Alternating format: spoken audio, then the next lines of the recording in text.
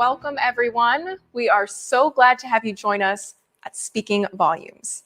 I'm Leanda Abraham. I'm a board member here at Pongo Poetry Project, and I will be your MC for the evening. Speaking Volumes is presented by the Poetry Foundation and made possible with support from Miller Nash LLP.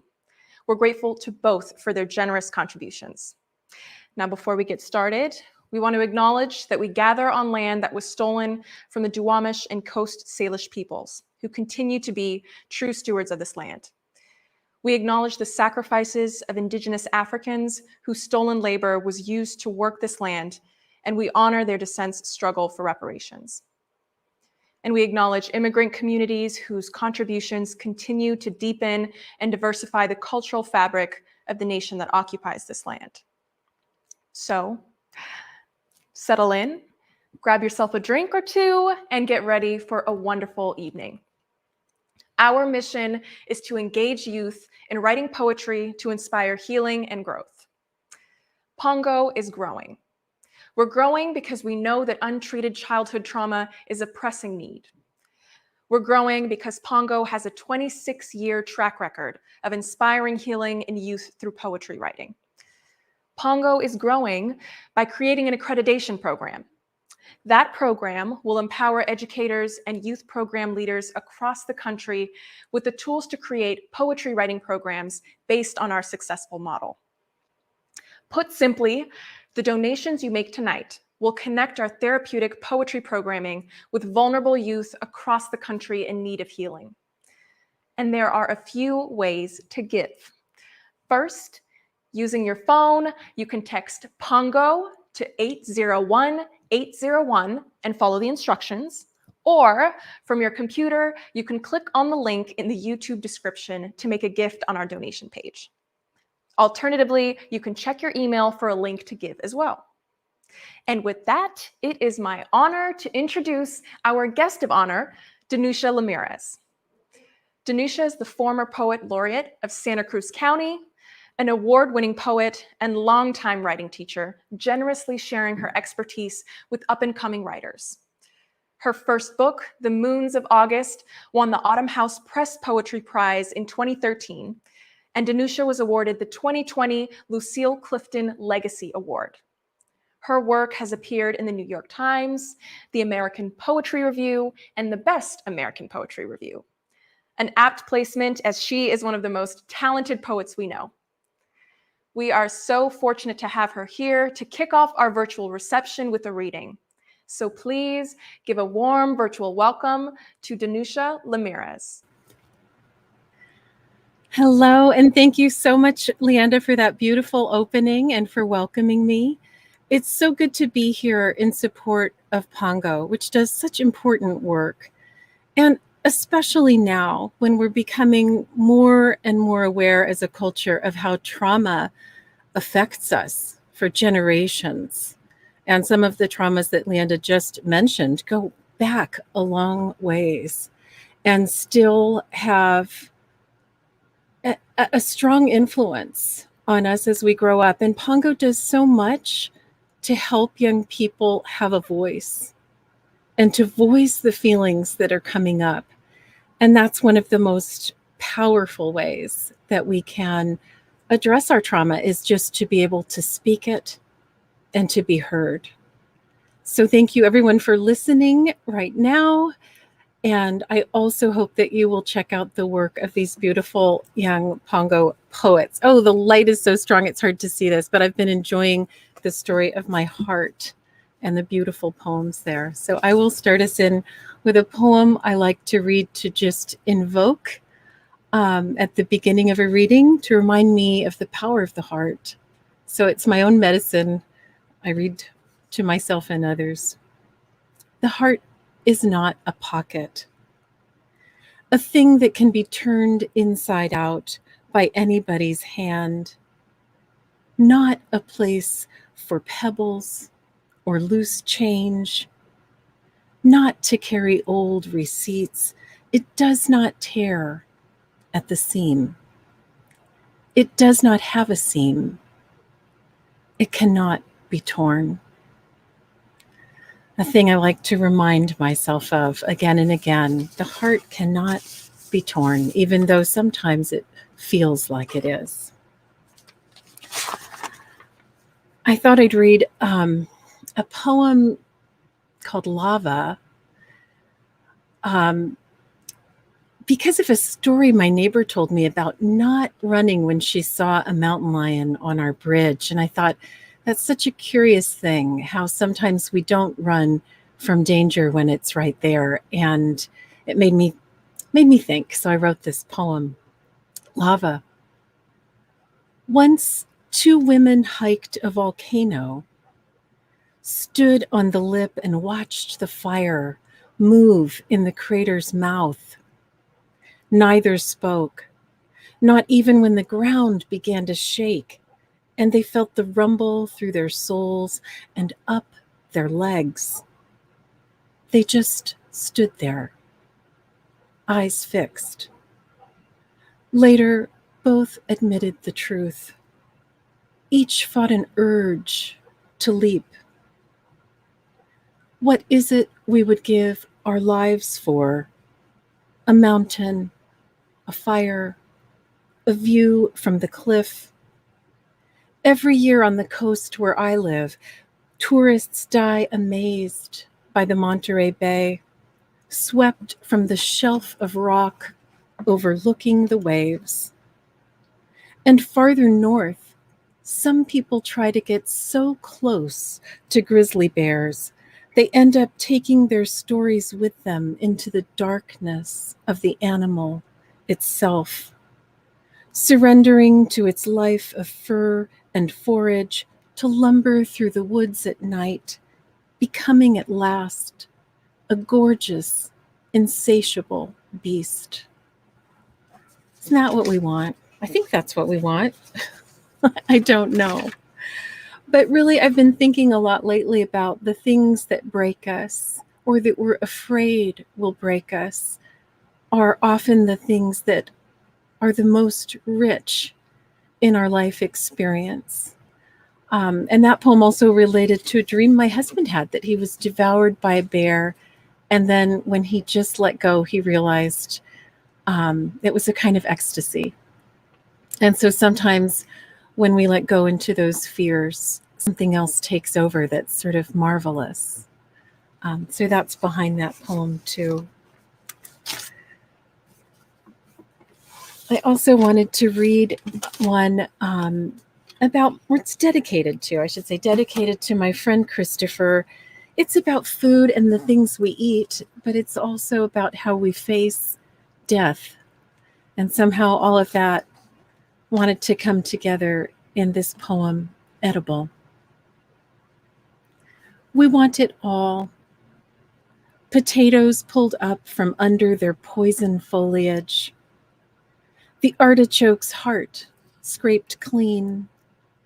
The tender bodies of crustaceans broken from their calcified shells. Saffron stamens plucked from the crocus's center. Bark of cinnamon trees. Slow sugar tapped from the maple. The golden vomit of bees, pride from its waxen vaults. Even for some, the delicate crunch of crickets, or hind legs of lamb still tinged with blood. The world is such an unexpected feast. I think of my friend Christopher, who, when he found himself dying early one spring, kept telling us how this was the best part, the letting go. As if in his hunger, he'd somehow broken into death's core, torn off the husk, the brittle shell, found inside the succulent heart, and savored it.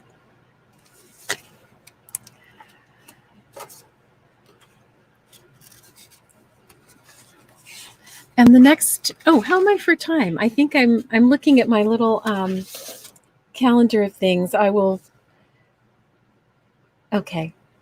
I have a few more moments as I thought, so I'll keep going. I wanted to read a poem about my brother and how when he died, his wife was sure he was living inside their cat. True story. So that is the next one I want to read.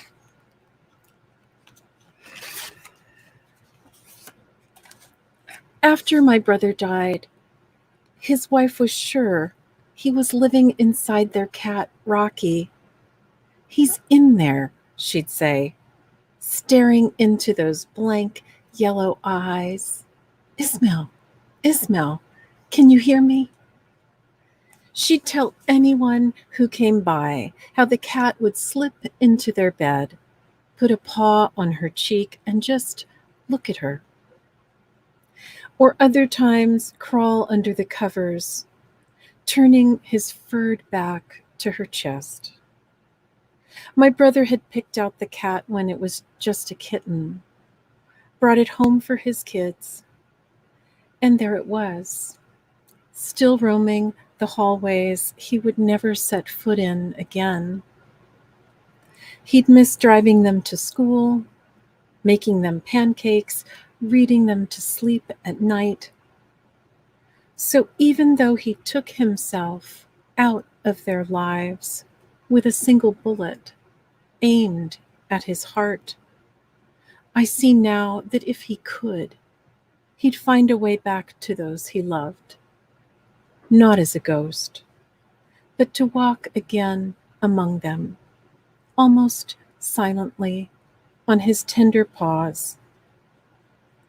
Perhaps it was the least he could do, to pad up the stairs, only the heat of his small body to offer, his cool and steady eyes. Thank you for listening to these poems. It's always a blessing to be able to share in this way. So thank you everyone who is with us right now. And I will read one more short poem as we head into the next section of our time. Dust. Here it is, my handy bookmark. It covers everything. Fine powder, the earth's gold breath falling softly on the dark wood dresser, blue ceramic bowls, picture frames on the wall. It wafts up from canyons, carried on the wind, on the wings of birds, in the rough fur of animals as they rise from the ground. Sometimes it's copper, sometimes dark as ink. In great storms, it even crosses the sea. Once, when my grandmother was a girl, a strong gale lifted red dust from Africa and took it thousands of miles away to the Caribbean, where people swept it from their doorsteps, kept it in small jars, reminder of that other home. Gandhi said, "The seeker after truth should be humbler than the dust. Wherever we go, it follows." I take a damp cloth, swipe the window sills, the lamp's taut shade, run a finger over the dining room table, and still it returns, settling in the gaps between floorboards, gilding the edges of unread books. What could be more loyal, more lonely, and unsung? Thank you so much. And again, it's a privilege to be here with Pongo and all the good folks behind the scenes making this happen. Back to you, Leanda. Thanks so much for that moving reading, Danusha. With that, we are going to transition to the Q&A period. Now, before I introduce our special guest who will moderate the Q&A, I want to thank everyone for emailing us with your questions for Danusha. Please use the YouTube chat to suggest additional questions, and we'll do our best to get to them. Now, without further ado, it is my pleasure to welcome our special guest. Naomi Shihab Nye is an award-winning poet with a truly prolific resume. She's the author and/or editor of over 30 works. and has spent the last 40 years leading workshops and inspiring writers of all ages.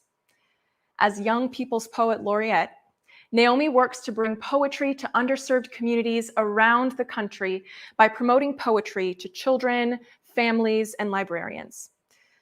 Naomi has generously agreed to lead the Q&A portion of tonight's event. So, without further ado, please give a warm virtual welcome to Naomi Shihab Nye, and welcome Danusha Ramirez back to the stage.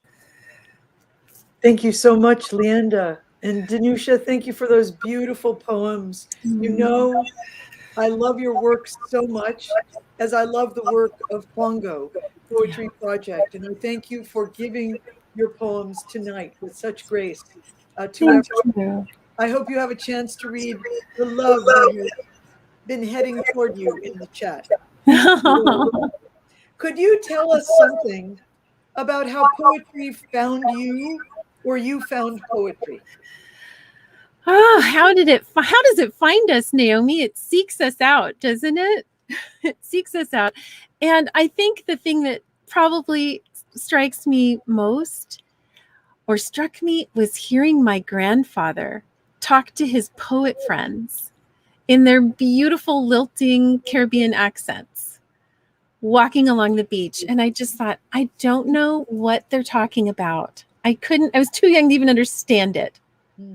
But I thought, I want some of that, whatever that is.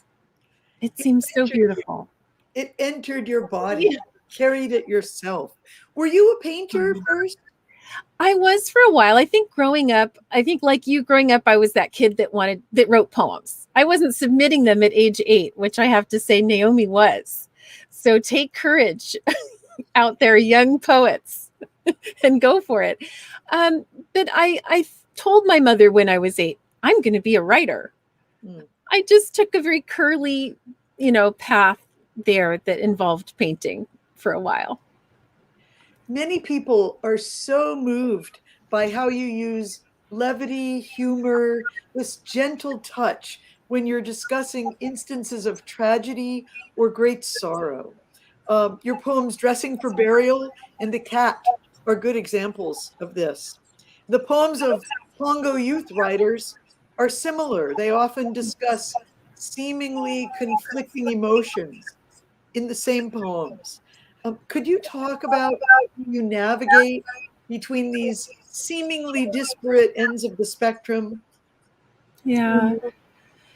Well, it's something I know you're so familiar with too, right? That when we write about things, even terrible things, we write and get to a place where suddenly they're really funny. Or we're remembering something that really made us laugh and maybe writing about it. And then we find that we're remembering something really sad, or maybe the story's about somebody we miss. And so that brings in the grief. And I think there's a way in which poems are I think they're these big bags where we can just stuff in all of the grief and all the funny things and all the bizarre things that happen. So many bizarre things happen. Once my cat I locked myself out and my cat let me back in my house. So weird. That probably needs a poem, I told her, I was trying to tell her mentally, let me back in, open the window, but all these things happen all the time that are so weird and funny. And maybe they're not separate. They're just all one thing. Sometimes, do you think it just takes a certain kind of acute awareness of them and a welcoming spirit toward them? I think maybe that is it. And I think that we can welcome things on the page that we might not think to in real life, because in real life, I'm scared of spiders. But if I write a poem about a spider, I have to pay attention to the spider. And that changes everything. Have you found yourself gravitating toward writing, toward poetry during difficult periods in your own life, times of grief and loss? Did poetry help you recalibrate, get back on the beam? Yeah, I think it helped me survive. I think it's just really at that level of you know, I had some strong challenges in growing up, and in my family.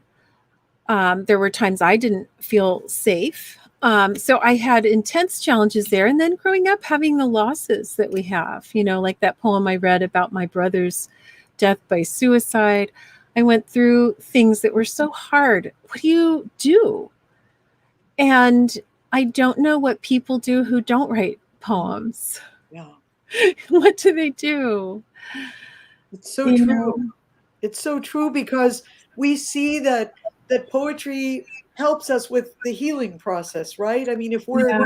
we're able to connect all the different pieces of experience, the sorrowful, the joyful, the goodness, the difficulty, you're right. If you don't have a place like poetry to make your own map, it would be much harder, right? I love what you're saying, and you do this so beautifully in your work, Naomi, um, and that's one of the things that draws me to it. It's just so big; it contains all the parts of the self and of life. Oh, thank you for saying that, Yeah. Danusha.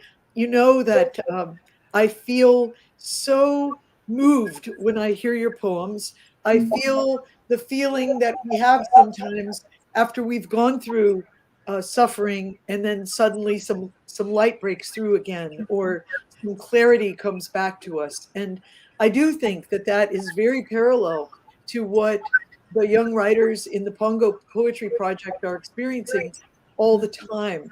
I have always felt that poetry has a contagious power. When I read your poem, for example, because you know I love them, or anyone's poems that I love, there's a sense that we, as a human being, we're empowered as well. Like Yeah. we're honoring someone else's voice, but we're also feeling our own voice come back to us. And that's so powerful, isn't it? Because no one can take that away from us, having our own voice. There are people all over the world living in such dire circumstances and writing on little slips of paper that they might be able to tuck away and hide somewhere. Yeah. Right. And so that sense of what it means to just be able to put down a few things that we're feeling, and the luxury we all have to have paper and pens and even computers, you know, whatever it is to write on, that we can make our voices heard. Mm. You know, there was a great writer in Texas many years ago, William Goyen, who, when asked where his writing began for him, he said, "Oh, I always start with trouble. Whatever, whatever's giving me trouble at the moment, that's where I begin, because that's material to work with." And I remember thinking as a young person, well, then we'll all be okay, because it seems we're destined for lives of all kinds of troubles, and this will be something to help us get through. Um, your work has given such sustenance and confidence to so many people, Danusha. I just am always talking about it, hoping that more people will find a home in your language, in your stories, and the beauty of how you see the world. As you know, you were one of the last people in my little home here in Texas before the COVID pandemic started. And I hope someday when we're able to visit one another freely again, you'll come back and we can share some more meals here and talk about all these things. Thank Yes. you for letting me be with you tonight. I wasn't sure from what Leanda said, are we taking some questions from our circle tonight? Because I'm looking at a stream, but I don't see Uh, questions in it. I think they pre-sent in some of these, so unless we see others, Okay. we're probably good on these. But I know when I see you, Naomi, I feel so homesick for that moment right before the pandemic where I see you and I just go, oh, remember the old life? The old days. We were still hugging freely, people we didn't know. We had We no were idea hugging. what was barreling towards us right down That's right right. down the avenue. That's Right. Yeah, I've thought about it so many times. And I think that uh, the way that our lives became such unexpected material over the past year and a half. Yeah. It's been difficult to know what was happening next, what we'd be allowed to do, what could happen. Poetry has been extremely helpful as a navigational device through this time too, because in the poems, aren't we always asking questions, trying to find our ways? It's really, oh, sorry, go ahead. That's it. Yeah. It's the time for poetry right now, isn't it? Because poetry is about what we don't know. Yeah. We don't know why we're feeling the way we're feeling, or we don't know what to do with the trouble, as that poet put it, that we're having. And right now, we never know what is going to happen next week or tomorrow or today. And we're more aware of that, I think. So it's really a time to turn to writing poetry and reading it to navigate that. That's so beautiful. Turning to what we don't know or believing we might be able to find out. And I'd love to quote Michaela Jimenez, who says in the chat, I hope this is okay to read this, Michaela, as a teen writer in Pongo, it has helped me so much over the last 3-4 years.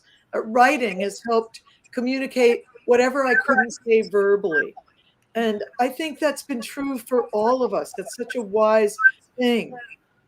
Many times we can write something down that it would be very difficult just to go talk about to someone else. That's right. We can write it. Yeah.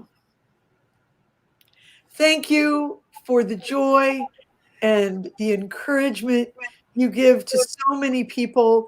I want all of you out there who love Danusha's work tonight to look up other classes she does and follow her, because you will be heartened every time you find her. And I hope Pongo Poetry Project, in its generosity of reaching into other communities, will find so many other welcoming homes, because every single American community and worldwide community could use what Pongo has to offer and the training expertise of Pongo. So love to all of you. Thank you, Danusha, for being here. And thank you all for listening to us. Good luck with all your own poems. Thanks, Naomi.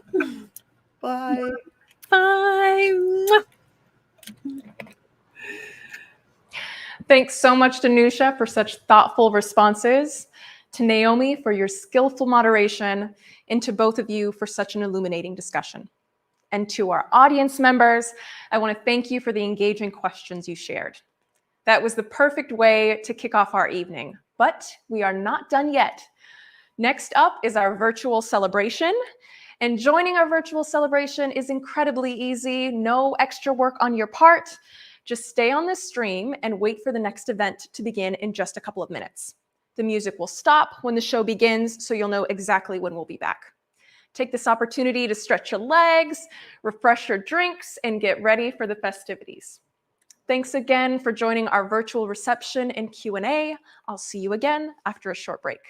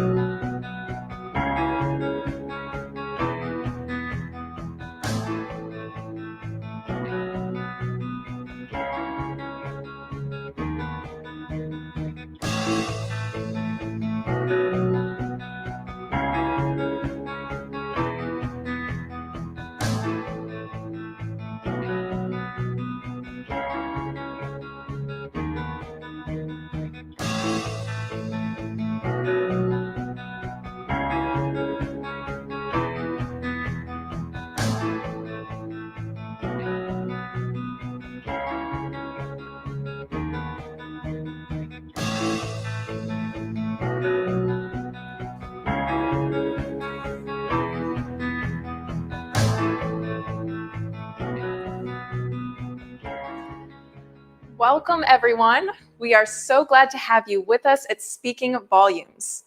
I'm Leanda Abraham. I'm a board member here at Pongo Poetry Project, and I will be your MC for the evening. Speaking Volumes is presented by the Poetry Foundation and made possible with support from Miller Nash LLP. We are so grateful to both for their generous contributions. Before we get started, we want to acknowledge that we gather on land that was stolen from the Duwamish and Coast Salish peoples, who continue to be the true stewards of this land. We acknowledge the sacrifices of Indigenous Africans whose stolen labor was used to work this land, and we honor their descendants' struggle for reparations. And we acknowledge immigrant communities whose contributions continue to deepen and diversify the cultural fabric of the nation that occupies this land. So, settle in, grab yourself a drink or two, and get ready for a wonderful evening. Our mission is to engage youth in writing poetry to inspire healing and growth. Tonight, you're going to learn about how Pongo brings that mission to life. You'll hear from our youth writers and supporters, and you'll be treated to a reading from award-winning poet and author Danusha Lameras. Pongo is growing, and we are growing because we know that untreated childhood trauma is a pressing need. We are growing because Pongo has a 26-year track record of inspiring healing in youth through poetry writing. Pongo is growing by creating an accreditation program, and that program will empower educators and youth program leaders across the country with the tools to create poetry writing programs based on our successful model.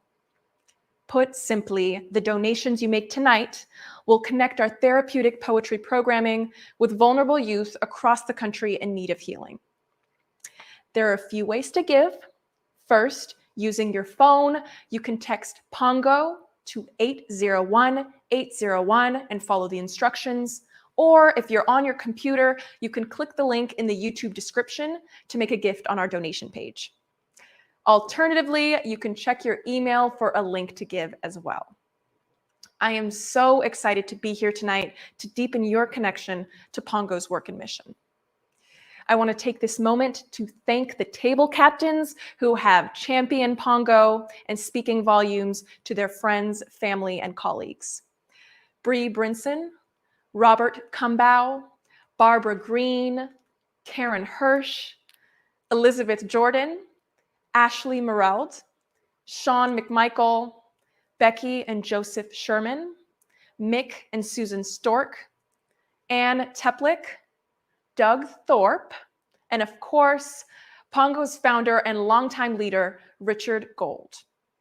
And I want to thank our generous community of supporters. Your investment in Pongo's mission has helped us transform the lives of countless youth through our therapeutic poetry programming. Tonight is the perfect opportunity to join the ranks of Pongo supporters and partner with us in delivering on our mission. With your help, we have raised $11,000 so far. And tonight, let's hit our goal of $35,000. We'll update you on the progress we're making together throughout the event. Childhood trauma has serious long-term consequences: depression, confusion, and anger that often lead to self-destructive behaviors. There are a number of academic studies that document these troubling outcomes. Here at Pongo, we see the pain our youth writers endure in the poetry they create. I Am Old is a poem by one of our writers at King County Juvenile Detention. On a summer night, there were new people. They were my replacements. I was replaced because I didn't know how to put myself before others, which made them better candidates for a family. This left me feeling that I no longer knew how to feel, like I was a discarded piece of paper. Like when you try to draw something, but you mess up and throw it away to start something new. I am old, not comfortable with the new, because they have something that I want: the ability to love. Abandonment, neglect, and feelings of worthlessness are frequent themes in Pongo youth poetry. All too often, our youth writers have to cope with the emotional weight of these experiences without the aid of family, social services, and other support systems to process it. Pongo exists to meet this need, to help youth make sense of the complicated feelings these difficult experiences cause.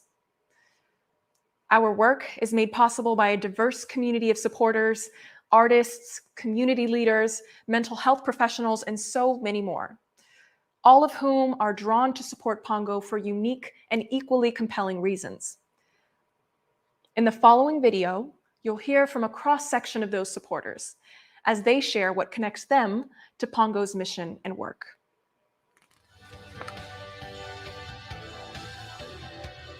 I first learned about Pongo in 2010. As a therapist working with kids, I always had a hunger and curiosity to learn more about different ways to reach kids. And so I joined my first Pongo training.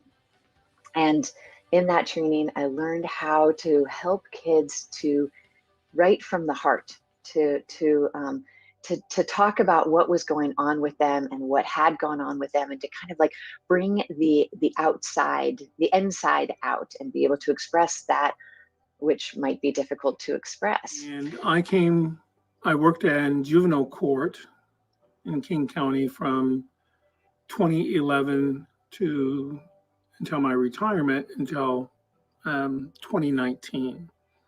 And it was during this period of time that I became aware of the Pongo Poetry Project. I had a number of youth who were in secure detention. I had one youth who I had several youth who came and shared with me their poems. And it really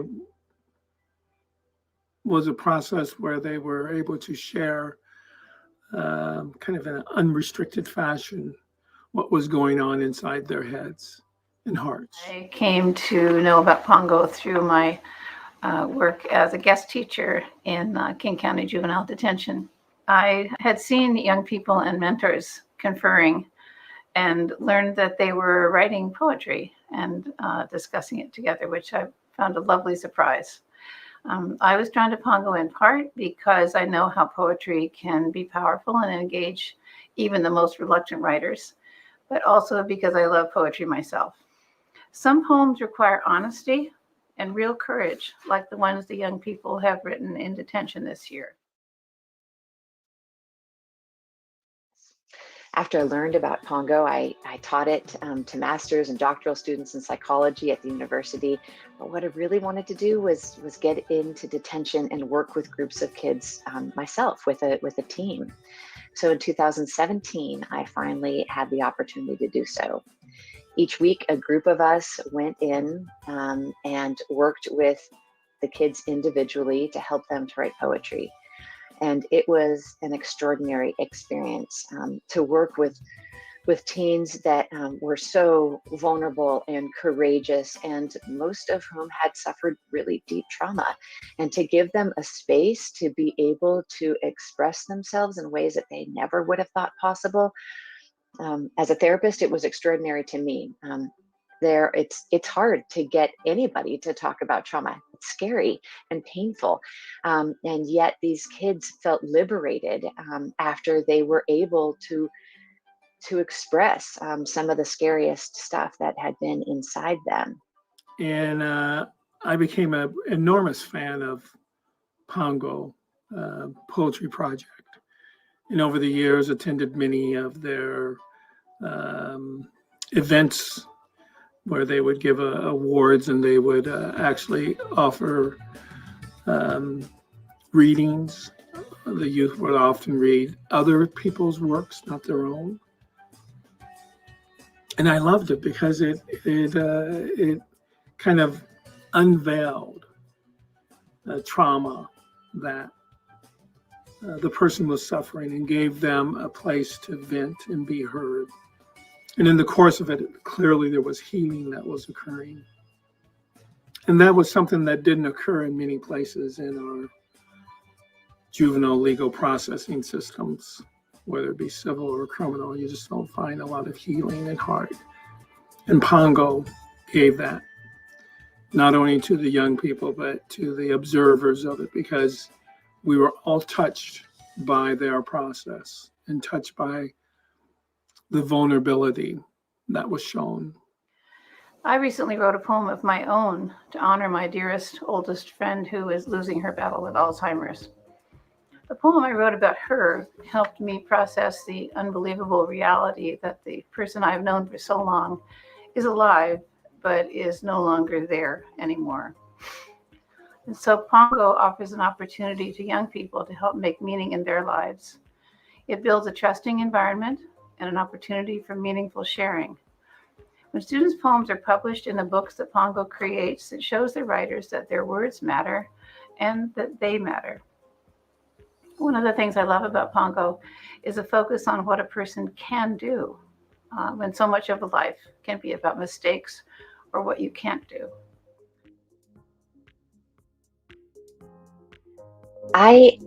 One of the incredible parts about Pongo, besides its ability to be able to help people bring forth some really scary information that is necessary to do to work through trauma, is also its accessibility. It's incredible how around the world it's used around the world. It's used in detention, in inpatient settings, and outpatient settings, in schools, in individual therapy offices. It kind of crosses, I won't say all barriers, but most barriers, right?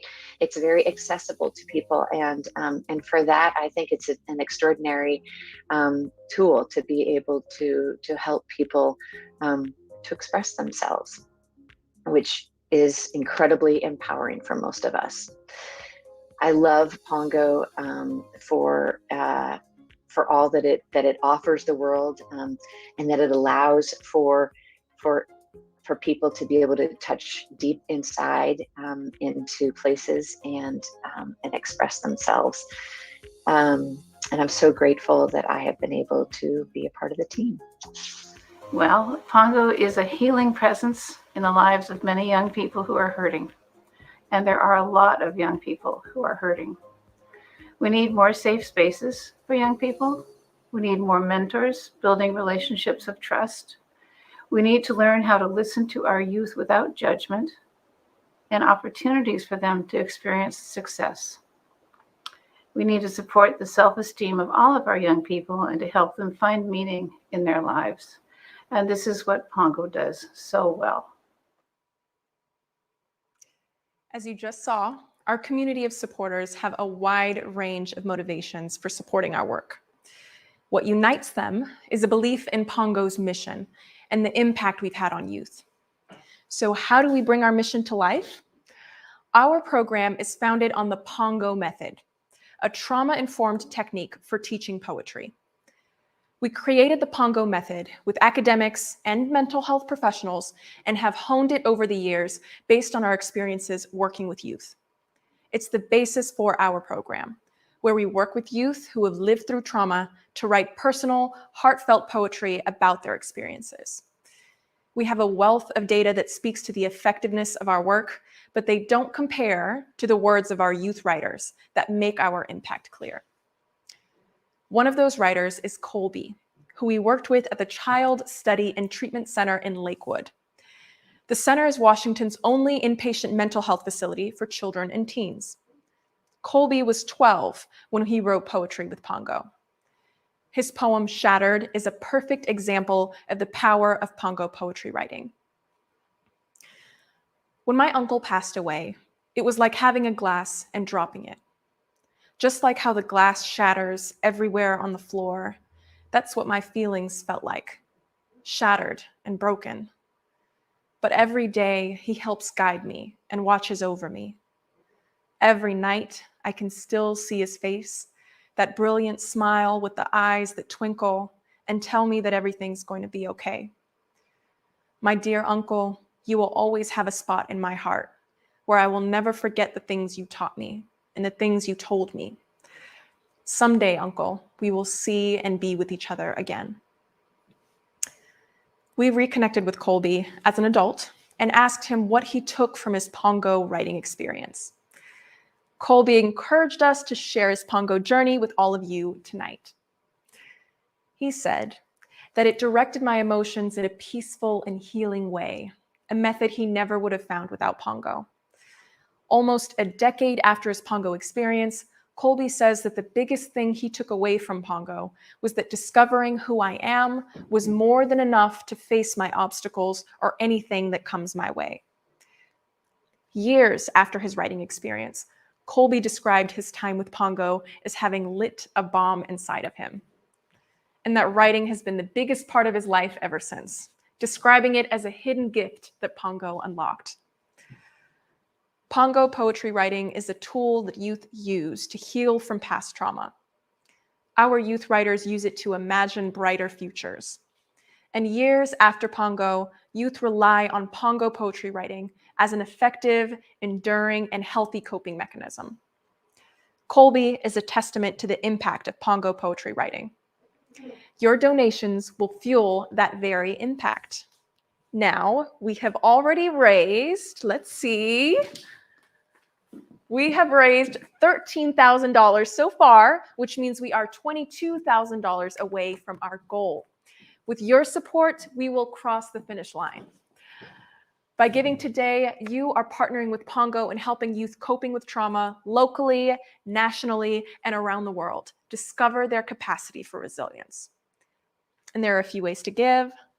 First, using your phone, you can text Pongo to 801-801 and follow the instructions. Or from your computer, you can click on the link in the YouTube description to make a gift on our donation page. Alternatively, you can check your email for a link to give as well. Now, in the next video, you will hear more from the youth writers we mentor as they share their insights about how poetry helps them process their difficult experiences and why the world needs Pongo. And you'll hear from educators, mental health professionals, and community leaders as they speak to how the Pongo method has helped them support the mental and emotional well-being of the youth they serve. To be honest, I took on some very heavy topics when I started becoming a writer, and with that, when I was trying to find mentorship, when I was trying to find people to give me communication and to read my writing and to talk about it and to give me opportunities, it was not easy. I definitely went through a lot of people that didn't want to hear about these topics being talked about, but nonetheless did not want to hear a 16-year-old talking about. And when I went to Pongo's website and I saw how you could lay out your thoughts, and then it was just a open space and safe space to write your writing and to formulate a poem and then submit it for feedback. So, I'm a lover of poetry, and that might be obvious by now with the ways that I have expressed my awe of Pongo. It really aligned with a lot of things that I do know in terms of cultural therapy and using poetry in my work and collective poetry writing and so on. Pongo really is a methodology that inspires creativity, that is strengths-based for me, which is so important in my work with many people who have experienced trauma.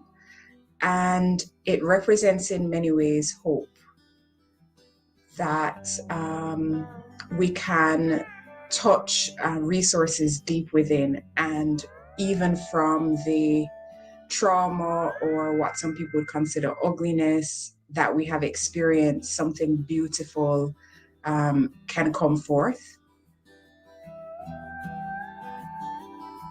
Pongo, something that will always stick with me about Pongo is the mentorship. When I heard back from Sean, who is the mentorship for me, he talked to me about it, and he said to me, like, my voice was heard. He heard my voice, and he talked to me about it. And he not only was willing to read my writing and talk to me about it and accept it and be like, your voice matters, and tell me that what I was writing about mattered, and to help me, it gave me encouragement, because being a young youth poetry author talking about hard LGBTQ topics, especially when it comes with the church and growing up and homophobia, it is not easy to write about. And when Sean said my voice mattered and my writing mattered and gave me the opportunity of publishing me on the website and of giving me an award, he gave me that encouragement that I needed. And the world needs Pongo because we need to recognize that, again, there is a deep resource, well source, if you want to call it, within us for creativity, for community, for resilience. And Pongo does just that.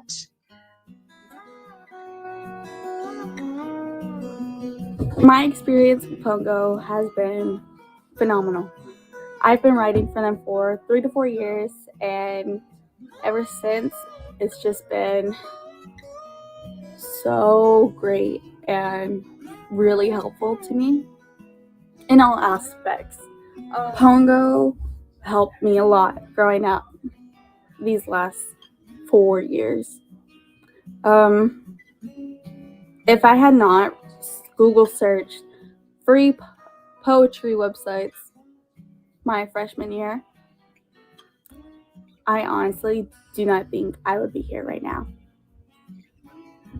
Growing up, I was diagnosed with major depression disorder, suicidal ideations, PTSD, and anxiety. Writing is my coping mechanism, and it just really helps. And what I'm amazed by is how Pongo tends to unfreeze people. I'm marveled. It's amazing. So I've worked with somebody comes to mind, for example, who was just really frozen in session, unable to really speak in the traditional talk therapy way because of the trauma that was surfacing. And so I said, oh, okay, let's try Pongo. And the person was able, again, to create something amazingly beautiful and left the session feeling very, very proud. When using Pongo with one person, and I asked, how was it? How did you experience it? And what they were able to articulate about what Pongo did for them in terms of they were able to talk about their trauma without being overwhelmed by it. And they were able to move past something. They said something that felt very heavy inside and put it outside of them. And so to gain control over it. And when I heard that, I was like, well, isn't that the most sophisticated trauma theory about what trauma therapy should be about? So the world today needs Pongo because it can help save a life. It's just great knowing that they care because what if you came from a home that people wouldn't care for? No. And I feel the world would need Pongo because they show so many kids love that they couldn't get from their own families or their friends. To me, I feel like Pongo's a great big family of everyone. And it's so nice to finally be part of something like that. There's something about Pongo where it just naturally allows you to participate in people's strengths and to see people from a strength-based perspective. And I absolutely love that. And that's something that sticks out to me about Pongo for sure, that the mentors, they talk to you and they encourage you and they help you continue as writers, and they help you also. The Pongo is a place for you to come and write. Pongo is a place for you to come and share your literature and your voice and your talent. And it is just something that I always know I'll have a place for with Pongo, and I can never be more thankful for it. And your voice, your poetry matters, and the mentors that Pongo gives you will encourage you for that. As you just saw in that beautiful video, writing with Pongo is a transformative experience.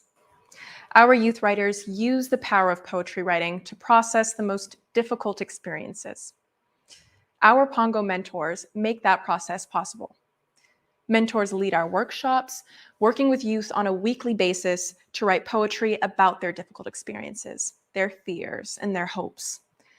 Before we share Pongo's plans for the future, we want to honor a Pongo leader who has been indispensable in helping us get to this stage. For that, I want to hand things over to Pongo's program manager, Sean McMichael. Sean, take it away. Good evening. My name is Sean McMichael, and I'm program manager at the Pongo Poetry Project. I oversee our poetry projects, publishing, and training. I'd like to take a few minutes to honor someone very special here at Pongo, someone I'd like to call the Queen of Hearts, not as in Alice in Wonderland, but as in a teaching artist, playwright, and poet with cherry red heart earrings dangling while she listens to children recording their words, their conflicted feelings, their painful stories. The Queen of Hearts, who often starts a poetry workshop by asking the youth and the poetry mentors the condition of their hearts. The Queen of Hearts, who's got a hummingbird heart beating in time with her mind, which hums with an idea a minute, usually producing the perfect poem for every occasion. I am, of course, talking about Ann Teplick, editor of our newest book, The Story of My Heart, and our longest serving staff member. Ann has served as Pongo's project lead for our flagship site at CSTC for 16 years. And it was a project lead at King County Juvenile Detention before that. Ann was my project lead when I volunteered at CSTC back in 2008. And she was an inspiration for my subsequent creative and poetry mentoring work. She's been this spark for many a poetry mentor and youth poet. Recently, Ann decided to step away from her work at Pongo, and though my heart is heavy at this news still, it is also full of hope and excitement for what adventure will come next for Ann during this new season. This is because I know Ann will continue to read, write, and teach in some form or another, and that her lessons and example will live on at Pongo for years to come. Interacting with Ann, either in person or digitally, you realize that she is the embodiment of a poetry lover. Being around Ann is like reading Martin Espada's poem, The Republic of Poetry, where airplanes drop payloads of poems and where poems are the passports. An omnivore of verse, Ann has introduced me and a generation like me to Denez Smith, Chen Chen, Lanelle Moise, Naomi Shihab Nye, Pat Mora, Francisco X. Alarcon, Gary Soto, and dozens more. And I have, in my turn, kept these poems, as Alarcon says, as roots under my pillow. And this is not to mention the hundreds of poems by youth that Ann has facilitated with a gentle, consistent, and present heart. Naomi Shihab Nye, in her quote of support for the story of my heart, says she believes in Pongo's happy contagion, which springs from telling one's own true story. Well, for 20 years, Ann has been a key ingredient of that happy contagion, one that, through her example, we intend on continuing to spread. And so, here's to the Queen of our Hearts. Thank you, Ann. And now, I'll hand things back to Leanda.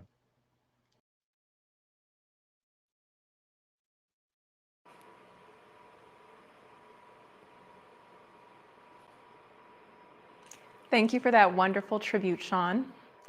On behalf of everyone here tonight, I want to reiterate our gratitude to Ann for her years of selfless service. For those of you at home, please share your gratitude for Ann in the YouTube chat. I know she'll appreciate it.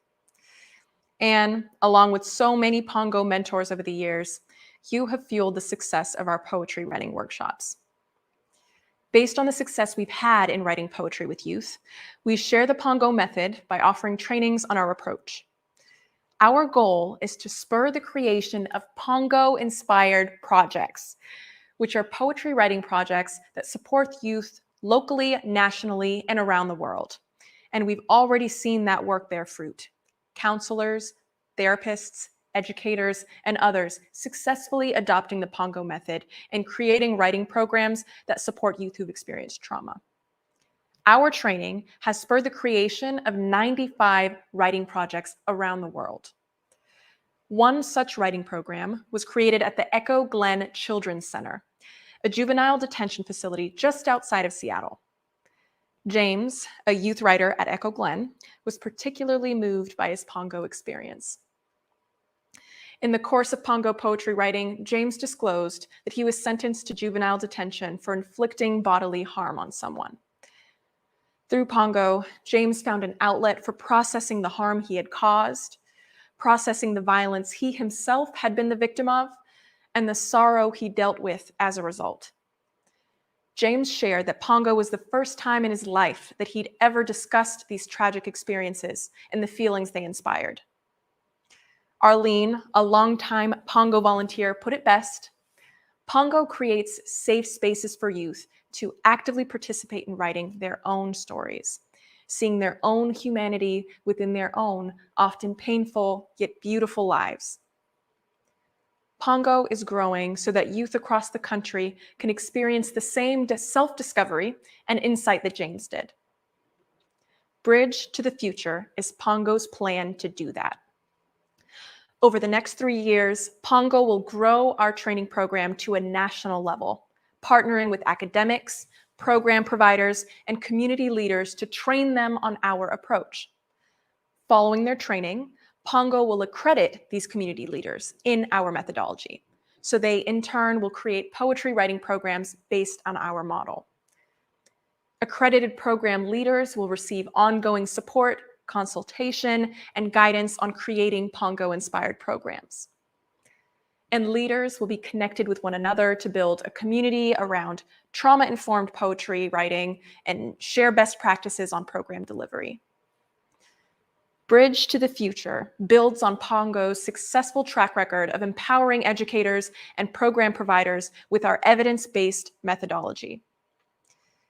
By the end of 2024, Pongo will inspire 40 new poetry writing projects across the country. That's 40 new projects supporting youth who are experiencing trauma. Pongo poetry writing is a transformative experience. Time and again, we've seen our youth writers process their painful experiences and imagine brighter futures through Pongo. I invite all of you to join that transformative process by making a contribution tonight. Your support tonight will lay the foundation for Pongo to reach countless youth across the country with our therapeutic poetry programming. Healing and transformation are at the heart of Pongo's work. I joined the board because, like many of you, I was moved by the mission, but more importantly, I was moved by the outcomes. I personally have seen and understand the damage that trauma and hurt, when left unattended or unacknowledged, can cause. Pongo provides people with a tool and an opportunity to begin that journey of working through the darkness and discovering what's on the other side of healing. We've already raised, just one second, we have raised $15,000 so far, and we are $20,000 away from our goal. And once again, there are a few ways to give. First, using your phone, you can text Pongo to 801-801 and follow the instructions. Or if you're on your computer, you can click on the link in the YouTube description to make a gift on our donation page. Alternatively, you can check your email for a link to give as well. With your support, Pongo will empower leaders from across the country with our proven therapeutic intervention. Together, we will create poetry programs to help youth make sense of their past experiences and unlock their future potential. And with that, it is my honor to introduce Danusha Ramirez. Danusha is the former poet laureate of Santa Cruz County, an award-winning poet and longtime writing teacher, generously sharing her expertise with up-and-coming writers. Her first book, The Moons of August, won the Autumn House Press Poetry Prize in 2013. And Danusha was awarded the 2020 Lucille Clifton Legacy Award. Her work has appeared in the New York Times, the American Poetry Review, and the Best American Poetry Review.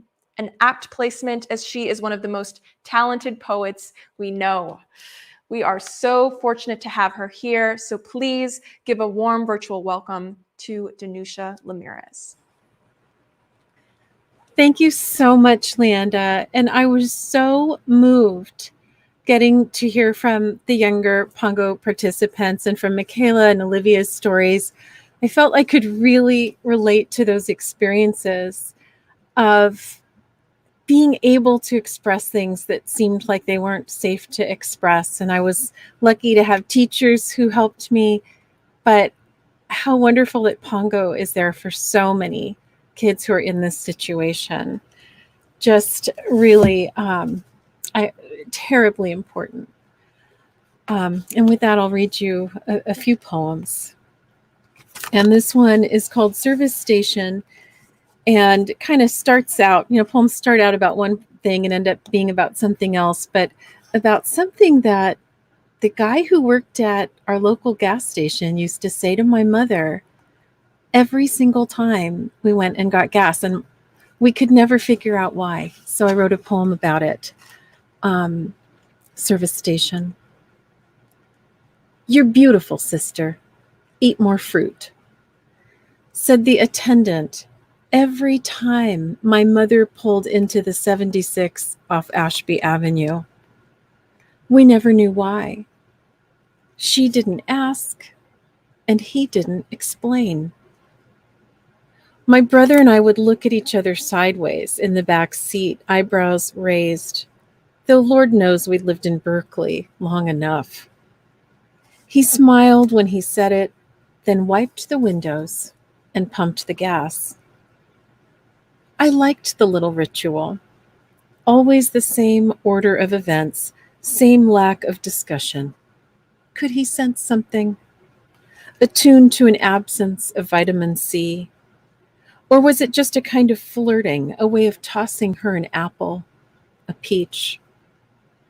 It's true, my mother had a hidden ailment, of which she seldom spoke, and true, she never thought herself a beauty, since in those days you had to choose between smart and beautiful, and beauty was not the obvious choice for a skinny, bookish girl, especially in Barbados. No wonder she became devout, forsaking nearly everything but God and science. And later she suffered at the hands of my father, whom she loved, and who'd somehow lost control of his right fist and his conscience. Whose sister was she then? Sister of the early rise, the 5 o'clock commute, the centrifuge, sister of burnt dreams. But didn't her Savior speak in parables? Isn't that the language of the holy? Why wouldn't he come to her like this, with a kind face and dark grease-smeared arms, to lean over the windshield of her silver Ford sedan and bring tidings of her unclaimed loveliness, as she filled the car with fuel and told her, as a brother, to go ahead, partake of the garden, and eat of it. Sometimes we write a poem to try and solve a mystery. And I don't know, that solves that mystery a little bit for me. I'm challenging myself tonight to read some poems that have to do with my own, the roots of my own trauma and things that have been painful for me. And it's still hard for me to read the poems. So to all the young poets out there, take heart and courage. It feels so good to let what's in, to let it out, even though sometimes it is challenging, even for me after years of doing this.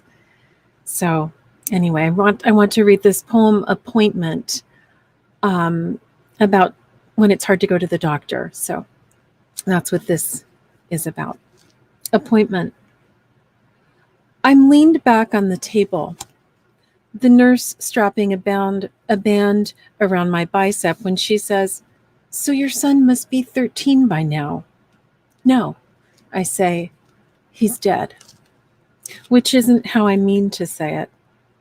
"Oh," she says, "your chart." "Yes," I say, "his birth, the year," and now she feels bad. "I'm sorry," she says. "I'm so sorry." "It's okay," I tell her.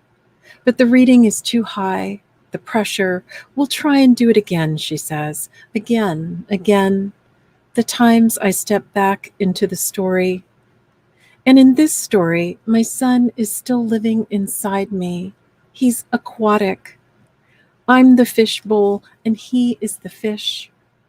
I imagine his bones, the lungs, the small, perfect heart, and also his hands, his feet, a body growing inside another body.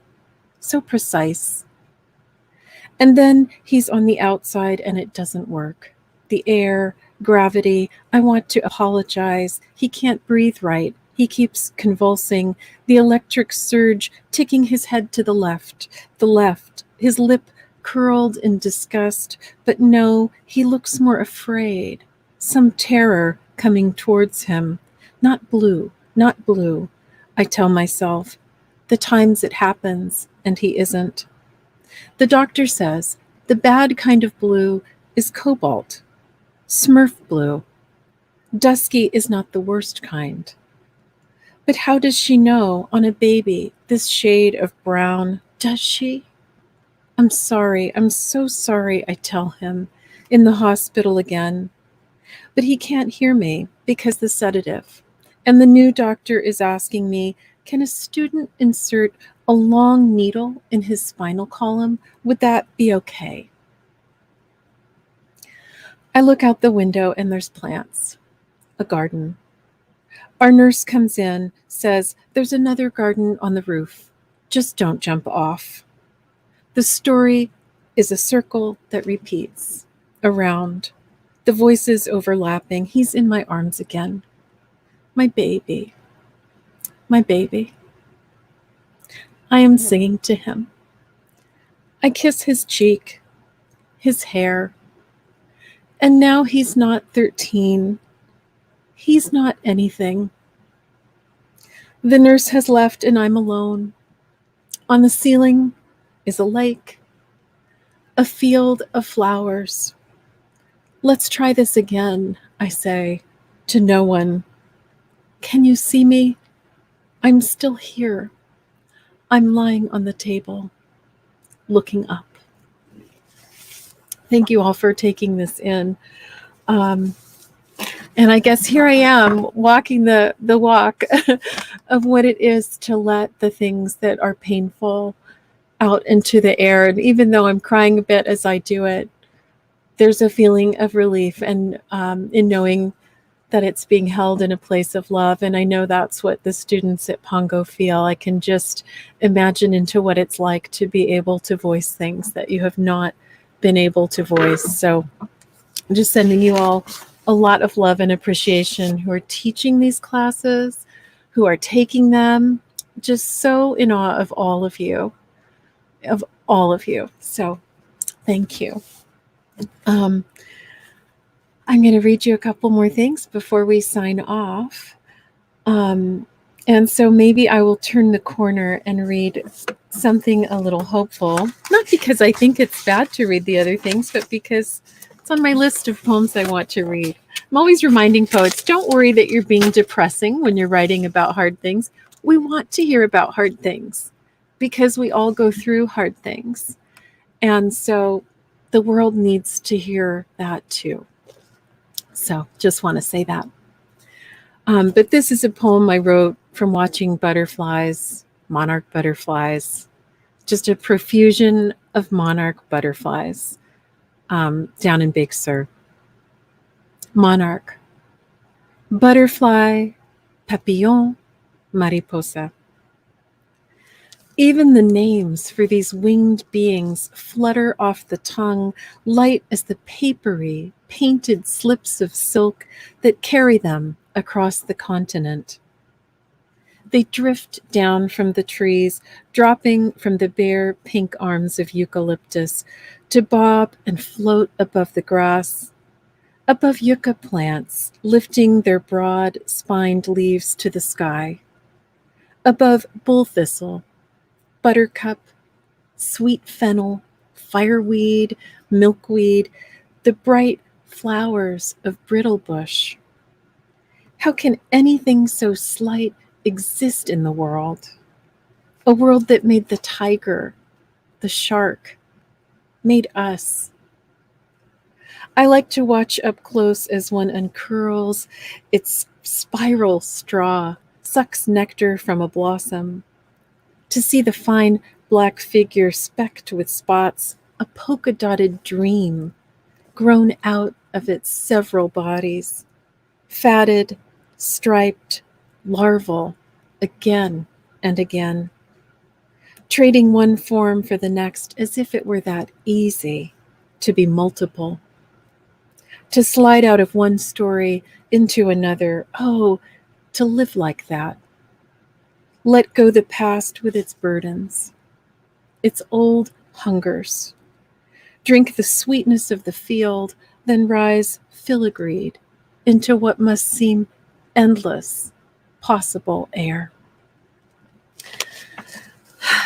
Don't we all want that, to let go the past? And I think in some ways, we don't want to let it go entirely. You know, the butterfly still has the caterpillar in its cells. So we don't want to let it go entirely, and we can't. It's with us. So in a way, that caterpillar goes into the butterfly life, which is what we hope for all of these young writers, to bring their past with them, but to be able to transform it through the container, the cocoon of poetry. I know that's been such a part of my journey, and I really know that it's a very powerful path to walk for these young writers. So I'll read you, I think I have a little sonnet I'll read in parting called What Begins. And it's also about transformation, that the way something seems in the beginning is not necessarily how it ends up.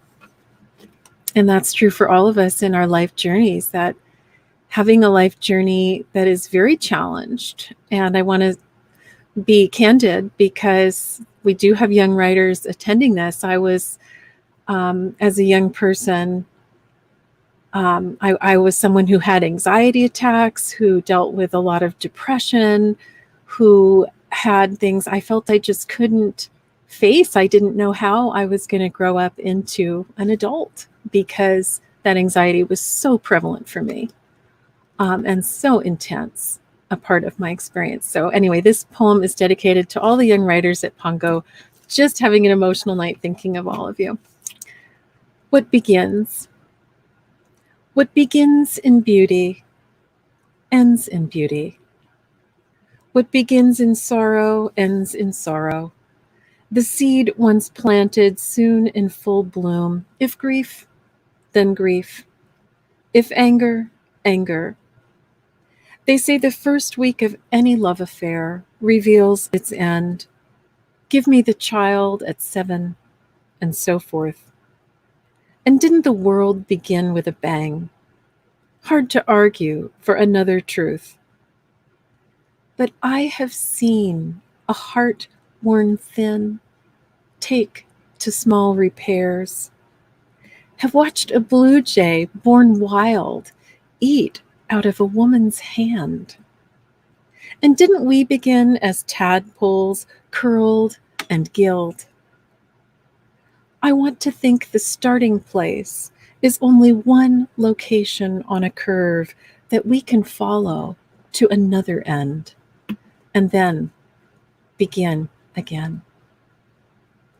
Thank you all so much for listening tonight and for your support of Pongo. I'm just really honored to be here, and with all of the teachers and students and donors who make this project possible. Thank you so much.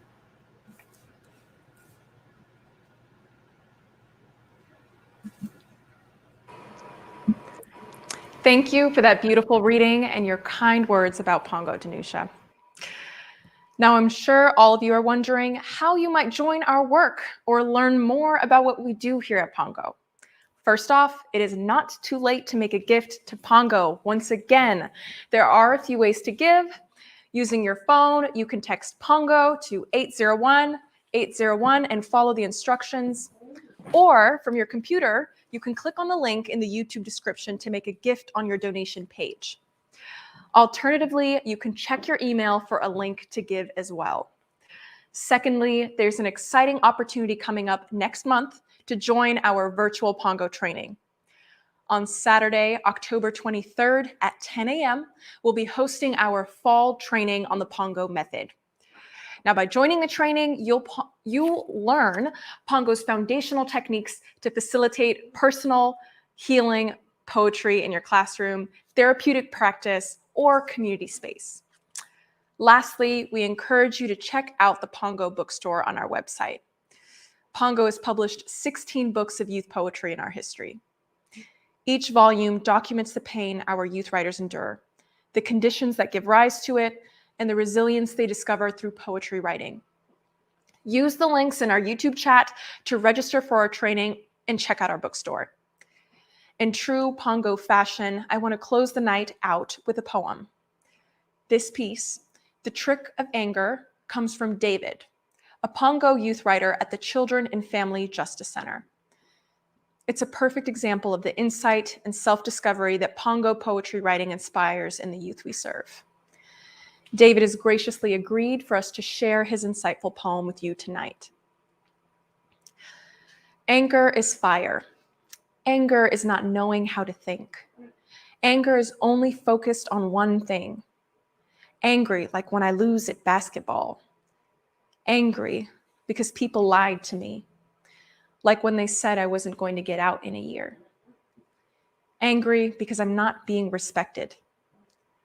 Maybe someday my anger will think before fire can spread. Maybe there's a new day for me when I can hold anger like a basketball. I can throw it away. I can pick it up or drop it, pass it, dribble it, down and up, step back and shoot. Maybe anger was tricking me. That brings us to the close of the evening. We'll follow up with you afterwards with links to donate, purchase our youth poetry, and register for our upcoming training. So please don't hesitate to share those links with your family and friends and on your social media pages. We welcome all of you to reach out to the Pongo team directly if you'd like to learn more and get involved. Speaking Volumes was presented by the Poetry Foundation and made possible with generous support from Miller Nash LLP. We want to thank both for their sponsorship of tonight's event. And we want to reiterate our gratitude to our table captains and supporters for championing tonight's event and partnering with Pongo in delivering on our mission. And once again, thank you so much to each and every one of you for joining us tonight, for your generous contributions, and for helping us commemorate this special occasion. Have a wonderful night.